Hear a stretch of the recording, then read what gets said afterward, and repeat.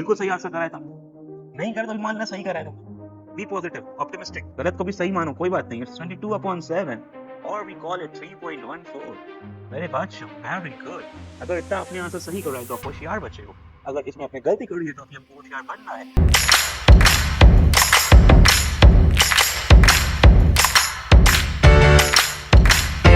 Hello मेरे बच्चों, I hope आप सब बहुत ही मस्त होगे और जम के पढ़ाई कर रहे होगे। माई self Vishal bhaiya, I welcome you all in our session. यार आज हम लोग कवर करने जा रहे हैं polynomials, that is the second chapter of our mathematics. बहुत ही शॉर्ट, प्रिसाइज और इंट्रोडक्शन लेंगे हम लोग इस चैप्टर का आज। शॉर्ट वीडियो रखेंगे, लंबा नहीं करेंगे। यू मेक श्योर कि आप कॉपी पेन लेके बैठे हो और संग में नोट्स बनाते हुए और प्रॉब्लम सॉल्व करते हुए जा रहे हो। If possible, do also comment the answers in the comment box as we cover the questions step by step. जिससे I'll be able to see your answer and reply back with the correct ones. Chalo, without any further delay, let's begin the topic. What we are going to cover in the very first lecture of polynomials, we are going to work upon the revisions. That is class 9 topic. क्योंकि हमें पता है polynomials भले class 10th में है, class 9th में भी था, और 9th वाला हमने कैसे पढ़ा था हम लोग को पता है, राइट? हाँ, कुछ लोगों ने काफी अच्छा पढ़ा होगा, but majority of you I know कि अगर आज वाले क्वेश्चंस आप बना पा रहे हो तो बना समझ आना कि आपने 9th का टॉपिक अच्छे से करा है। अगर नहीं बना पा रहे हो तो you need correctly to work on this और बहुत अच्छा इंप्रूवमेंट करके देना है अभी आपको। स्टार्ट करते हैं चैप्टर को इंट्रोडक्शन से और रिवीजन से हमारे क्लास 9th के। Let's begin from the very initial topics of it and we are going to cover it. Make sure कि आप लास्ट तक वीडियो को देखो, बीच में ना ब्रेक करना। जल्दी करेंगे तो संग में करते हुए चलना क्वेश्चंस को, और नोट्स प्रॉपरली मेंशन करते हुए चलना with the definitions and the questions. Let's begin. Okay, what is the introduction? Let's start with the revision of class 9th, जो हमने पहले से जानते हैं, पहले से पढ़ा हुआ है। इफ नॉट तो हम लोग उसको कवर कर रहे होंगे इस क्लास में। I know कि many of you will thinking कि why we are studying 9th concept, because I am sure कि यहाँ पर आज आए हुए 30 से 40 क्वेश्चन आप कहीं ना कहीं मिस कर रहे होगे, कुछ ना कुछ मिस्टेक करोगे उसमें। आई विल मेक श्योर कि आप ऐसी मिस्टेक आगे वाले लेक्चर्स में ना करो, इसलिए आज ही हम लोग इसका इंट्रोडक्शन बहुत अच्छे से कवर कर ले रहे हैं। क्वेश्चंस यार तब अच्छे से बनेंगे जब हम लोग कोई बेसिक ना मिस कर रहे हो। जब जब भी आप किसी टीचर के पास जाते हो ना, सर ये प्रॉब्लम हुई, व्हाट टीचर सेज, टीचर कहता है stick to the basic principle of the mathematics, that is why basics are important. तो we are covering the basics first in the very first lecture. Let's understand what are constant and variable. Sir ये तो बहुत पहले का topic है, हम लोग बचपन से पढ़ते आए हैं। 2 मिनट लगेगा and I be taking you through all this, what are constant and variable, major मोटा मोटा जो आइडिया है। We know constant are the one which remains same throughout, जो कभी चेंज नहीं होता है, we call them constant. But variables means जो वेरी करता है, वेरी मतलब इसकी वैल्यूज डिफरेंट हो at different places. If I ask you what is the distance between sun and earth? Oh, comment box में आंसर बता दो। What is the distance between the earth and the sun? Is it constant or variable? Many of you must be thinking that is constant.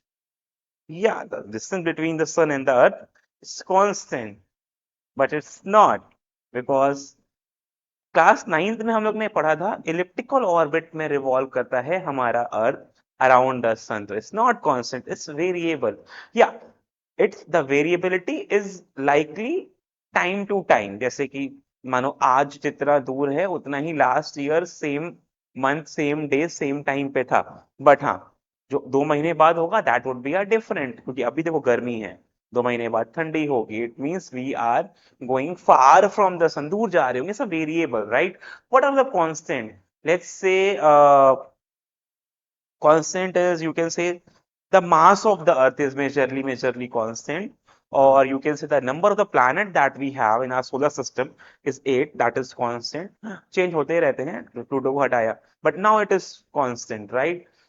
Variable को और एक और example, let's say the run scored by Virat Kohli, it's variable, it depends on the pitch, depends on the opposite team, depends on his mindset at that in that play, particularly his luck as well। तो constant variable समझ आता है math के terms में। variables are the one which we represent by the unknown symbols that are basically x y z a b c।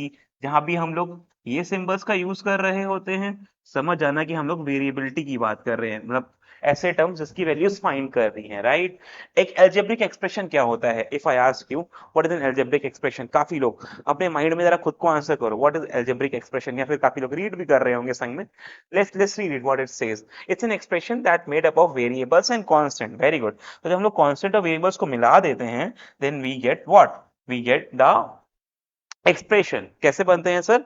जब हम लोग different different variables और कांस्टेंट को मर्ज कर देते हैं, तो merging them give us the expressions. जैसे कि लेट्स से मैंने कहा 2x plus 5 it's an expression, right. यहाँ पर क्या, एक आप देख रहे हो, एक अननोन टर्म है और एक नोन टर्म है, एक वेरिएबल टर्म है और एक कांस्टेंट टर्म है, जिससे बनता है एक एक्सप्रेशन।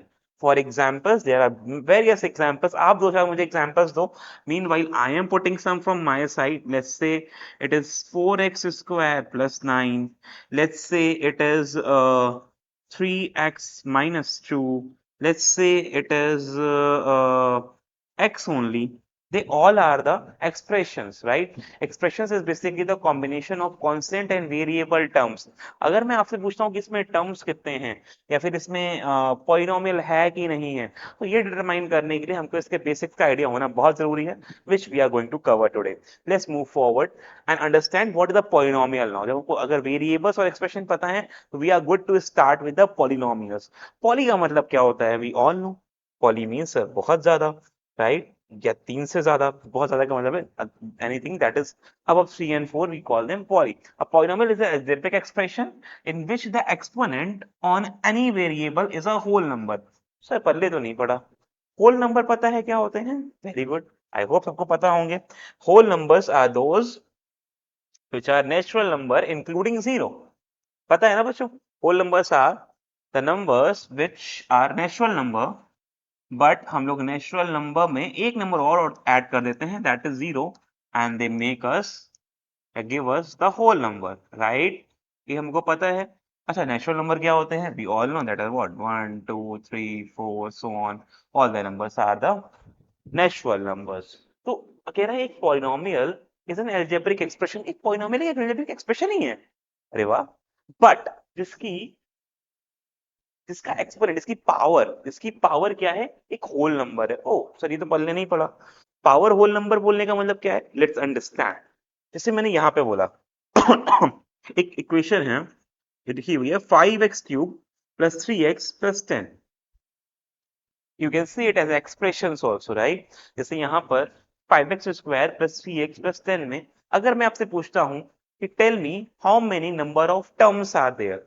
नंबर ऑफ टर्म्स का मतलब, बोलने का मतलब है कितने टर्म्स इस एक्सप्रेशन में एक्सप्रेस करे गए हैं, दिखाए गए हैं आपको। शायद काफी बच्चे इसी में कंफ्यूज हो अभी। तो अगर हमको इसमें नंबर ऑफ एक्सप्रेशंस, इस एक्सप्रेशंस में नंबर ऑफ टर्म्स निकालने हैं, तो हमको देखना है कि सर कौन कौन से ऐसे यू कैन से ऐसे टर्म्स हैं जो कि अलग अलग हैं विद अ प्लस और minus sign, because they are going to give us the terms. But ये देखना है कि वो कहीं लाइक ना हो, कि लाइक होंगे तो we'll be solving them all, right? Like terms can be added, can be subtracted, but unlike cannot be. तो यहाँ पर हमारे पास देखो, ये x क्यूब है, ये x है और ये 10 है। इसका मतलब क्या है सर? ये जो टर्म है इसकी पावर 3 है। मतलब ये बेसिकली एक ऐसा टर्म है जहां पर हम लोगों को एक्स क्यूब दिख रहा है। यहाँ पर सर एक्स की पावर कुछ नहीं है, मतलब 1 दिख रही है, और यहाँ पर तो अनहोनी नहीं है, मतलब there are 3 terms as a whole, right. और अगर आप ध्यान से देखो तो जितने भी हमारे वेरिएबल्स हैं उनकी पावर जो है they are whole number, right. Be 3 और 1। If it is a whole number, if it is a whole number, if it is a whole number, what does this mean? That it is what? Polynomial. Why? Expression है, positive है, whole number को represent कर रही है, it means it is falling under the criteria of a polynomial. Let's understand this one. This is 2x plus 3 root x, right? This is what? This is bachon 2x. This is 2x plus 3 root x. Let's solve this further. What is the meaning of root, bachon? What is the meaning of root? Root means any number having power 1 by 2. Exactly. This is square root. So how we can write it? We can write it as 2x plus 3 x whole power 1 by 2. Oh, sir, x की power 1 by 2. X की power 1 by 2 is a whole number or not? Now ask yourself कि x की power 1 by 2 यार whole number होती भी है कि नहीं है? अगर नहीं होती तो ये एक पॉलिनोमियल नहीं होगा। होती है? नहीं होती है? नहीं होती है। All the fractions are not considered as the whole number. ये वो इंटीजर्स वैल्यू होती है सारी 1 2 3 4 वाली 1 by 2 2 by 3 4 by 9 none of them are the whole number. Exactly अगर ये होल नंबर नहीं है तो क्या है सर? ये होल नंबर नहीं है तो मतलब ये पॉलिनोमियल भी नहीं होगा, तो it is not a polynomial. Easy easy, whole number चाहिए था अपने को, right? We were looking for the whole number. If it is not a whole number it's not a polynomial. हटा दो उसको, इस पॉलिनोमियल की भीड़ से भगा दो, दूर करो उसको, रिक्वायर ही नहीं है हमको यहाँ पे। चलो नेक्स्ट देखते हैं। दिस वन बच्चों, what you can see there, यहाँ पर x की पावर -2 है, x की पावर -2 है। What is the meaning of x की पावर -2? यहाँ पे x की पावर -1 भी है बच्चों। -2 is not a whole number. Again power -2 is not a whole number, मतलब सर ये भी पॉलिनोमियल कैटेगरी से गया। मतलब सर क्या कहीं पे भी अगर पावर -2 होती है तो पॉलिनोमियल नहीं होगा? हाँ, नहीं होगा। बस याद रखना कि वो न्यूमरेटर में हो, क्योंकि अगर मैं इसी को ऐसे लिख देता 3 अपॉन एक्स की पावर -2 प्लस 2 अपॉन एक्स की पावर -1 प्लस 4, तो अब जब ये पावर ऊपर आती तो दे आर व्हाट? पॉजिटिव। तो अभी ये एक पॉलिनोमियल बन जाता, राइट? न्यूमरेटर में देखना है आपको पावर पॉजिटिव है कि नहीं है। पॉजिटिव होंगी तो पॉलिनोमियल, पॉजिटिव नहीं है तो नॉट अ पॉलिनोमियल। क्लास 9 के टॉपिक है बच्चों ये। Is one a polynomial? Is one a polynomial? One में तो कोई वेरिएबल ही नहीं है सर, ये तो एक कांस्टेंट वैल्यू है, वन लिखा हुआ है, वेरिएबल नहीं है। वेरिएबल नहीं है तो मतलब सर वेरिएबल की पावर अगर 0 होती है तो भी तो वैल्यू 1 होती है। अरे, any number have power 0 is nothing else but 1 itself।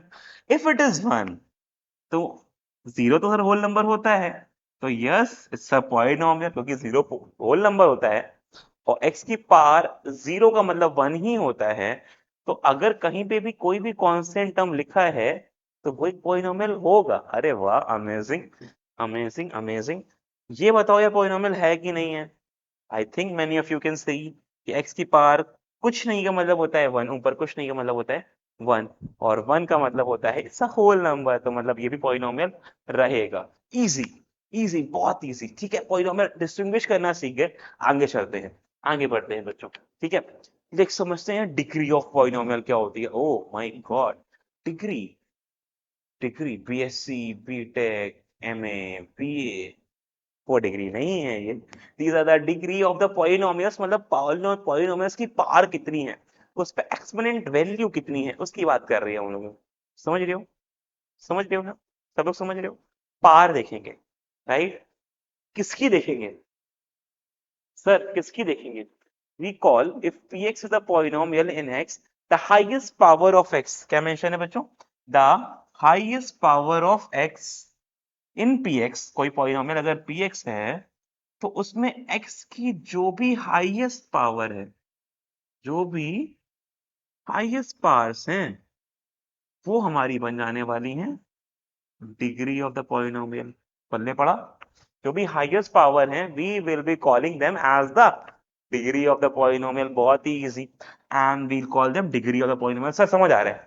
इतनी बात समझ आ रही है कि अगर हाईएस्ट पावर पकड़ ली हम लोगों ने तो हम लोग उसको डिग्री बोलने वाले हैं। इतना सिंपल सी बात समझ आ रही है हमको। अच्छा सर, हाईएस्ट पावर देखेंगे कैसे पॉलिनोमियल में? हाईएस्ट पावर कैसे देखेंगे? ढूंढ लेंगे सर, मतलब पता है ना 4 3 से बड़ा होता है, तो अगर 4 होगी तो 4 हो जाएगी, 6 बड़ा होता है, हाँ 6 हो जाएगी। देखेंगे कि कौन सी value is the greatest but in the variable. क्या देखेंगे? वेरिएबल्स की, बच्चों ध्यान रखना, वेरिएबल्स की डिग्री देखेंगे। काफी बच्चे मिस्टेक कर देते हैं कि वो कांस्टेंट की डिग्री देख लेते हैं। यार कांस्टेंट की डिग्री तो कैन बी सॉल्व्ड ना, 3 के पावर 5 लिखा होगा, आंसर निकाल लोगे। 2 की पावर 3 लिखा होगा 8, आंसर निकाल लोगे। जब आंसर निकाल ही ले रहे हो तो कांस्टेंट वैल्यू है वो, वेरिएबल्स की डिग्री देख के पॉलिनोमियल्स को डिस्क्राइब करेंगे, और जहां पर डिग्री जितनी ज्यादा हो जाएगी, पावर जितनी ज्यादा डिग्री हो जाएगी, वही हमारी मैक्सिमम पावर होगी, उसको हम डिग्री बोल देंगे। As simple as this. कुछ क्वेश्चन करते हैं, लेकिन उसके पहले समझ लेते हैं कि यार इनको नाम कैसे कॉइन करेगा इनके। बोला गया अगर किसी भी पॉलिनोमियल की डिग्री 1 है तो हम लोग उसको बोलेंगे एक लीनियर पॉलिनोमियल। लीनियर का मतलब ही होता है that is in straight line और इसकी डिग्री 1 हो, राइट। हर पॉलिनोमियल एक ग्राफ होता है बच्चों, याद रखना, हर पॉलिनोमियल एक ग्राफ को रिप्रेजेंट करता है। वो ग्राफ की चर्चा भी करेंगे हम लोग जैसे चैप्टर में आगे जाएंगे। क्वाड्रेटिक के फॉर्म पढ़ेंगे, हम लोग का 4th चैप्टर है क्वाड्रेटिक, वो पढ़ेंगे, थोड़ा बहुत वहां डिस्कस करेंगे, ठीक है। A polynomial with degree 2 is called as quadratic polynomial. बहुत ही बढ़िया सर, अभी तो नाम लिया था आपने।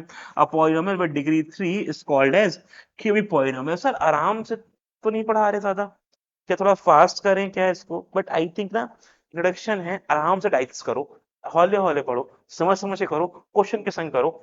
एक वाला लीनियर, दो वाला क्वाड्रेटिक, तीन वाला क्यूबिक, आगे चलते हैं, पकड़ते हैं यार, डिग्री निकालते हैं बच्चों।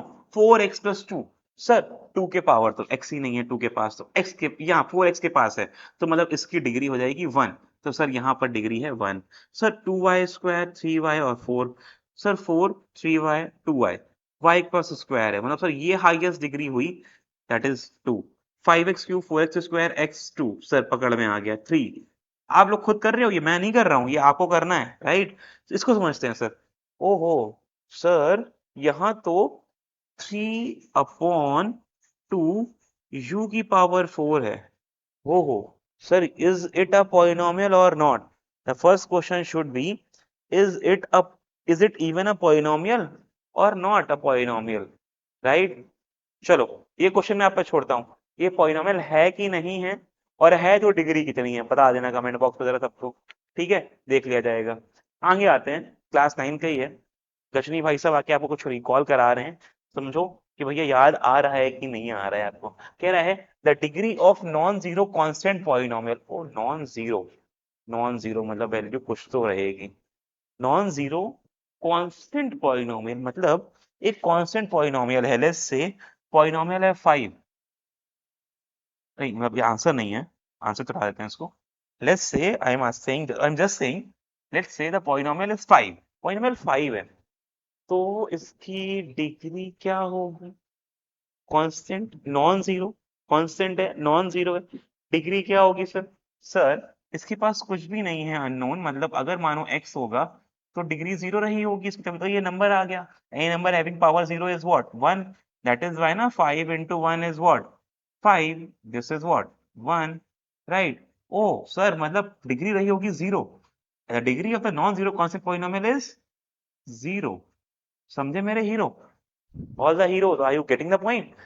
Hero and heroines, obviously यार, हाँ? सिर्फ हीरो क्यों होंगे हमारे पास? The degree of non-zero polynomial, the degrees of non-zero polynomial is what?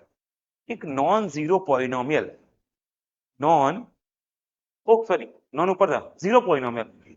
अरे यार, जीरो पॉलिनोमियल की डिग्री निकालनी है, डिफाइन कर पाओगे? पॉलिनोमियल ही जीरो है, पॉलिनोमियल जीरो मतलब डिग्री जितनी भी हो, पॉलिनोमियल ही अगर जीरो है, मतलब कह रहा है जीरो पॉलिनोमियल इज व्हाट?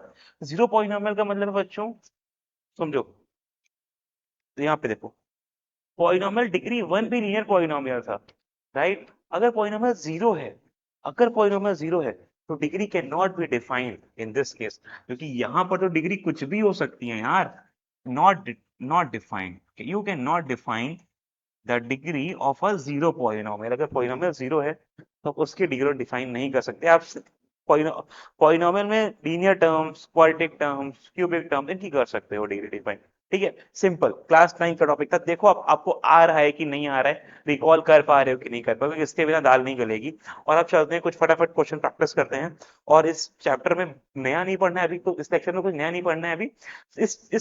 आज के दिन बस हम लोग 30 मिनट देंगे रिवाइज करने के लिए, जैसे 9th वाला कॉन्सेप्ट एक बार रिकॉल हो जाए, और सारे के सारे बच्चे 10th में बहुत ही जोश के संग समझते हुए चीजों को आगे बढ़ पाए। ओके, चलो let's practice some questions.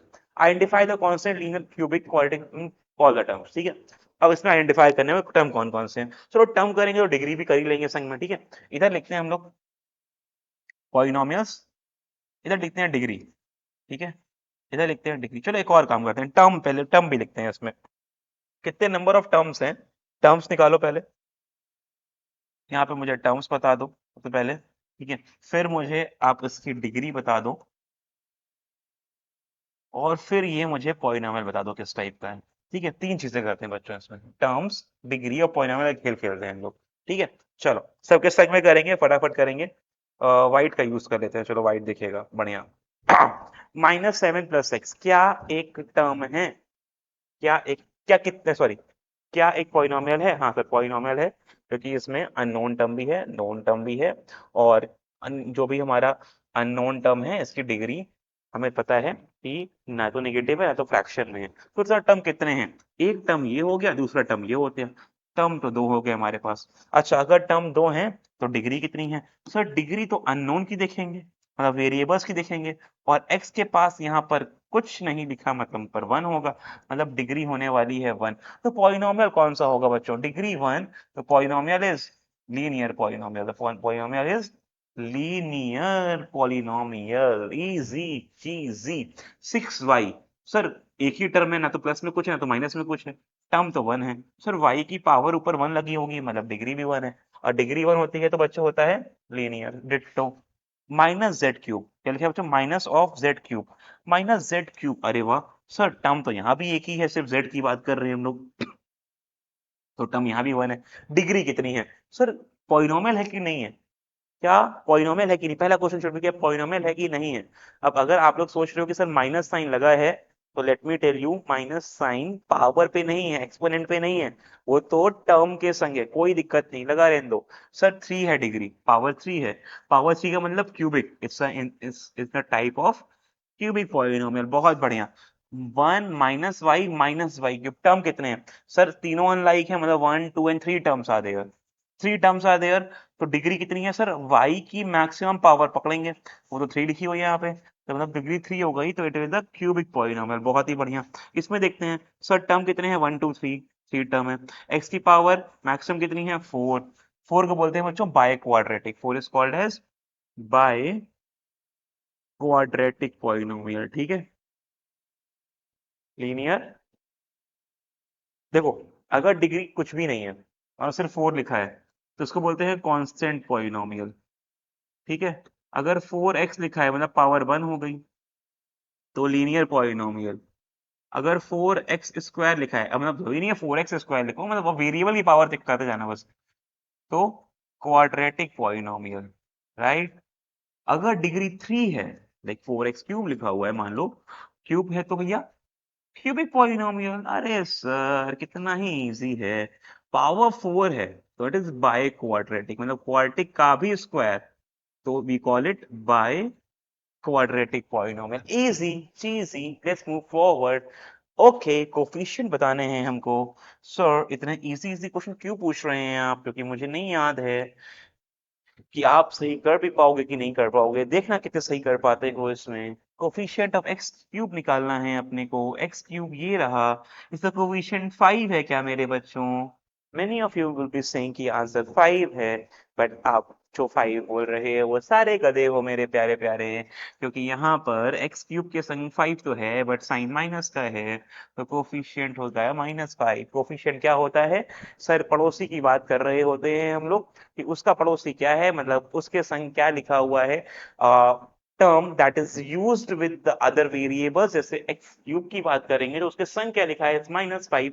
Sir x की पावर 4 भी तो लिखा है, नहीं लिखा है क्योंकि वो प्लस में है, वो एक नया टर्म है, उस टर्म में ही क्या लिखा है हमें देखना होता है। जैसे अगर मैं पूछूं x² y में what the coefficient of y, that is x², लेकिन अगर मैं +1 करता हूं तो वो दूसरा टर्म है, उसकी तो बात ही नहीं होगी, उसकी बात तो उसके लिए इंडिविजुअली होगी। लाइक हमारे घर में हमारे मेंबर्स जो हैं, they are coefficient of us, हमारा पड़ोसी हमारा कोफिशिएंट नहीं है, क्योंकि वो तो दूसरा टर्म है। We are Gupta, they can be Srivastava, the other can be Malhotra, the other can be Singhanias. ऐसा हमारे फैमिली के आसपास कोई है नहीं वैसे, गरीब फैमिली और Singhania and Malhotra, here easy family, हाँ, we have Srivastava, we have other Guptas, we have Mishra, Sharmas, ठीक है। चलो, if you have your neighbor as Singhania और मल्होत्रा, समझ जाओ भाई, तुम्हारे बगल वाले तो सही है कम से कम, है। ओहो धनी आदमी। चलो, coefficient of x in this. अच्छा, कोफिशिएंट ऑफ एक्स निकालना है। सर एक्स तो ये लिखा हुआ है, एक्स के बाजू में सर 2√2 लिखा है, लेकिन साइन माइनस का लगा हुआ है, मतलब it's -2√2। Don't say to me it's 2√2, but it's -2√2. Remember this for sure. The coefficient of x square here. Oh my gosh, it doesn't have any x square in it. So now what to do? What to do? Everyone, what to do? Doesn't have x square here. What we can do? x square ही नहीं है, कोई बात नहीं है, मतलब coefficient zero रहा होगा उसका, तभी तो चला गया वहां से वो। इसका मतलब है सर यहाँ पर प्लस माइनस में जीरो रहा होगा और उसको एक्स स्क्वायर से मल्टीप्लाई करा गया होगा। एक्स स्क्वायर के पास कुछ नहीं है, मतलब उसका कोफिशिएंट जीरो होगा। as simple as this. Are you all understanding? Well, coefficient of x. Oh my gosh, we have two coefficients here. What to do now? 38 के पास भी x लिखा हुआ है और -27 के पास भी x लिखा हुआ है यहाँ पे। या हबीबी क्या बोलते हो? अब इसको कैसे करेंगे हम लोग? कैसे करेंगे सर? क्या लाइक टर्म को सॉल्व कर सकते हैं क्या? अभी भी सॉल्व करते हैं इसको। 38x और 27x को सब्ट्रैक्ट करने पे आता है 9x। Oh my gosh, sir, that's another angle कि like terms can be added or subtracted. We should subtract or add them. और 9x के संग बाजू में लिखा हुआ है 16 और अपने को बोला गया था x का कोफिशिएंट निकालने को। सर सॉल्व करने के बाद दोनों अनलाइक टर्म है, we cannot solve further और 9 हमारा आ गया है कोफिशिएंट, so answer is 9। मेरे बात सुन, वाह, मेरे बात सुन, समझ रहे हो ना मेरे बात सुन? Constant term, coefficient of the constant term. What is the constant term here मेरे बात सुन? Constant term बता दो जल्दी से मुझे। क्या ये था मुझे कांस्टेंट दिख रहा है? दैट इज -25 पाई। पाई का हिसाब लेना है हम लोगों को इन क्वेश्चंस में। कोई आंसर गलत नहीं होना चाहिए मेरे भाइयों। -25 pi is the right answer for this. क्या ये कांस्टेंट टर्म है? हाँ सर, भाई एक कांस्टेंट टर्म है, इसकी वैल्यू होती है। बिल्कुल सही आंसर करा है तुमने। नहीं करा तो भी मान लेना सही करा है तुमने। Be positive, optimistic. गलत को भी सही मानो, कोई बात नहीं। इट्स 22/7 और वी कॉल इट 3.14। मेरे बादशाह, वेरी गुड। अगर इतना आपने आंसर सही करा है तो आप होशियार बच्चे हो। अगर इसमें आपने गलती करी है तो आप हमको होशियार बनना है। आप गधे नहीं हो, आपको होशियार बनना है। You have the time with you to practice more, gain more knowledge and become अच्छा बच्चा। ओके, नॉट ऑल द अच्छा बच्चा are good in studies, many not अच्छा बच्चा तो also good. What I am saying, क्या कहना चाह रहा हूँ मैं खुद भी सुनूंगा इसको, मैंने क्या बोला था फिर मैं भूल गया। चलो आगे चलते हैं, फालतू की बदतमीजी नहीं करते हैं। Determine the degree of the following polynomial, इसकी डिग्री निकालनी है मेरे बच्चों। बच्चों सॉल्व करना पड़ेगा, पहले डिवाइड हो रहा है तो लेट्स डिवाइड इस 2x को। देखो ये हमारा फर्स्ट फ्लोर में रहने वाले लोग हैं और ये ग्राउंड फ्लोर पे रहने वाले लोग हैं। अब जो ग्राउंड फ्लोर पे रहने वाले लोग हैं, consider a fraction is like ground floor, denominator is your ground floor and numerator is your first floor. So ground floor हम सबके नीचे है, बोलो हाँ की ना? तो मतलब इट्स कॉमन, तो सब में दे दो, सबको बांट दो उसको। ये ग्राउंड फ्लोर वाला सब में बढ़ जाएगा। सही में ना करना घर में, तो ग्राउंड फ्लोर सबको मारेगा। पता, तुमने उसके हाथ पैर अलग अलग कर दिए और वो बवाल करेगा। ऐसा करने पे आपको सजाए मौत भी हो सकती है, क्योंकि आप एक इंसान के हाथ पैर अलग कर रहे हैं। एक कानूनी अपराध है। ओह, सॉल्व कर लिया हम लोगों ने, वेरी गुड, तालियां। क्या हम लोग ने 2x को डिवाइड करके सॉल्व कर लिया? अच्छा, अब जब इसको सॉल्व कर ही लिया है और डिग्री निकालने की बात करी जा रही है, तो हमने देखा सर डिग्री मैक्सिमम पावर होगी जो कि है 2। Very good. अगर आप यहाँ पे आंसर 3 देते तो मैं आपको घर आके मुक्के मारता, क्योंकि आंसर 3 नहीं होगा। पहले आपको सॉल्व तो कर लो यार इक्वेशन को। इक्वेशन को बिना सॉल्व करे कैसे आंसर दे दोगे?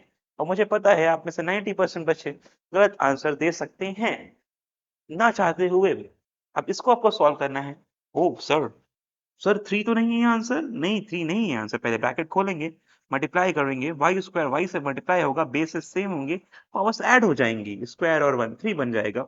2 और 3 6। काफी बोल रहे होंगे 6 ना? Sir 2 into 3 6। मल्टीप्लाई कर रहे हैं, अरे वाह वाह वाह वाह, क्या बात है, क्या बात है, क्या बात है, क्या बात है, क्या बात, ये बात है। नहीं मेरे बच्चों, जब भी पावर्स हमको सॉल्व करनी होती हैं और बेस सेम होते हैं तो और नंबर मल्टीप्लाई में होता है, तीन कंडीशन सुनो, दो ही सुन लो चलो। अगर बेस को देखा वाई वाई है, बीच में साइन देखा मल्टीप्लाई है, तो समझ जाना ये पावर्स और ये पावर्स ऐड होंगी। 2 + 5, 2 + 3 इज व्हाट 5। अब अच्छा हमको इसमें देखनी है मैक्सिमम डिग्री, y की पावर 5 दिख रही है हमको मैक्सिमम डिग्री, तो 5 इज द आंसर। बहुत ही बढ़िया, सही, तो बहुत ही इजी क्वेश्चन था, कोई भी कर लेगा इसको। तो इसको करो और मुझे बताओ आंसर। मैं जल्दी जल्दी लिख देता हूँ अब, ठीक है। देखो x इसके पास जाएगा तो मैक्सिमम बनेगा, 3 पहले से है, 1 और बन जाएगा, 4 हो जाएगा, क्यों सॉल्व करना पूरे को।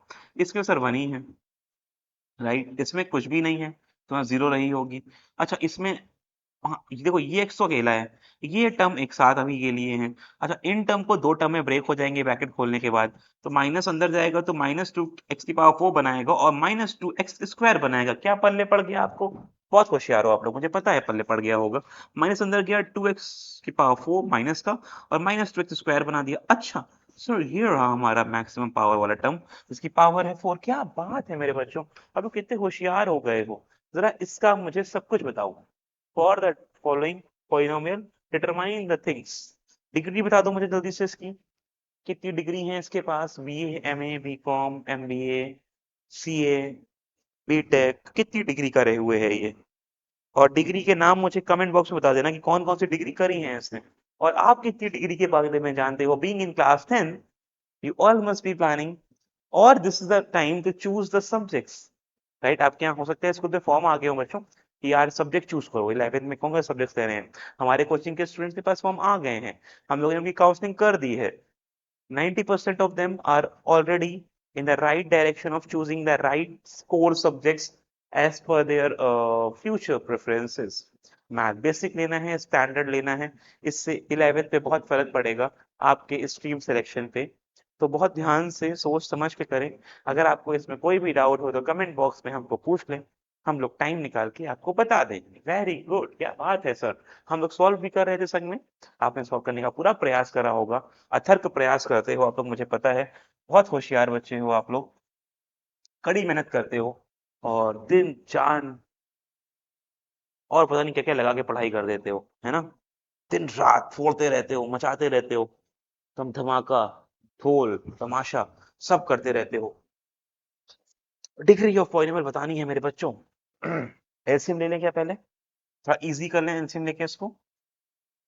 क्या इजी होगा, हाँ बिल्कुल होगा।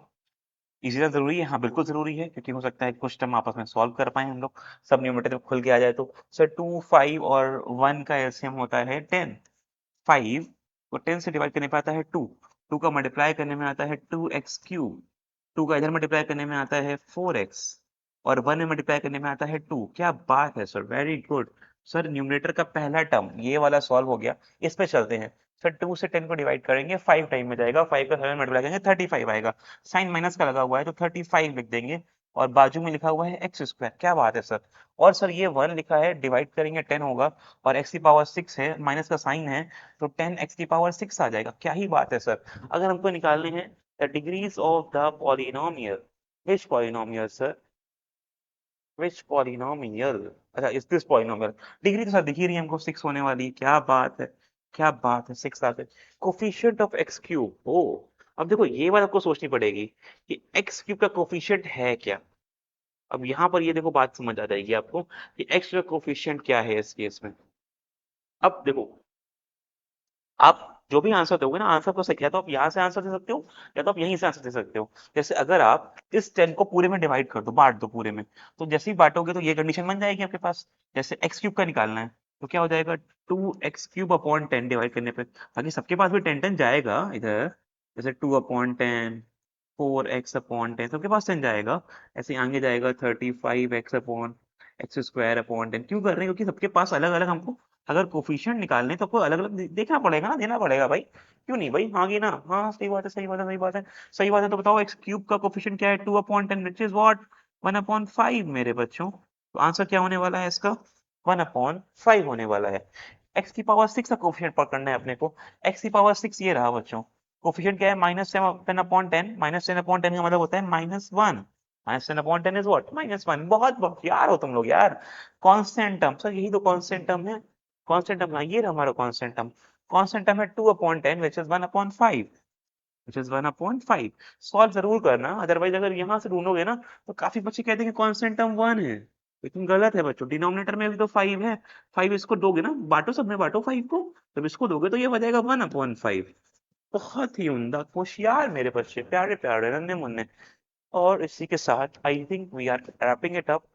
पहला इंट्रोडक्शन 30 मिनट के अंदर निपट चुका है हमारा, और हम लोगों ने बेसिक बेसिक क्लास 9 वाले टॉपिक्स पे एक बार रिकॉल कर लिया है, समझ लिया है, सोच लिया है, कर लिया है। अब हमको 9 का कुछ अलग से पढ़ने की जरूरत नहीं है, अगर आपने 9 में बहुत अच्छे से नहीं स्टडीज करी थी तो भी यू आर ऑल सेट। अब पढ़ेंगे हम लोग क्लास 10 का। Many of you will saying sir इतना देखने के बाद कुछ तो नया नहीं पढ़ा हम लोगों ने। अभी तो हम लोगों ने फैक्टर थ्योरम, फैक्टराइजेशन, रूट्स निकालना भी नहीं सीखा, लेकिन मेरे बच्चों पहले बेसिक्स क्लियर होना भी तो जरूरी है। तो अगर आपको ये वीडियोस लग रहा है कि धीमे हैं तो भाई 2x पे देखा करो, ठीक है, तो रिवीजन वीडियो हो तो 2x पे देखो। और अब जो हमारा सेकंड लेक्चर आएगा वो एक्चुअली में हमारा पहला बिल्डअप होगा क्लास 10th के अकॉर्डिंग। लेकिन ये सब जानना बहुत जरूरी था, क्योंकि आप लोग जाने ना जाने इसकी गलती कर देते हो, और ये गलतियां आप पड़ती हैं बहुत भारी, इतनी भारी, इतनी भारी, इतनी भारी कि इनके मारे आप लोग मार्क्स लूज कर लेते हो, भले आपको आगे का मेथड आते हो। इतनी मत अगर आपको आ गई है, you are all good to study and go further. Go to the second lecture and watch it simultaneously. लग रहा हो कि धीमे है तो 2x कर लेना, 1.5x कर लेना, 1.75 करना। अपनी रफ्तार से अपनी जिंदगी को लेके चलो यार, ठीक है। जो रफ्तार से आप चाहते हो उस रफ्तार से जाओ, खूब मचाओ, खूब पढ़ो, और मिलेंगे फिर हम लोग नेक्स्ट संडे। अभी के tata bye bye, see you all.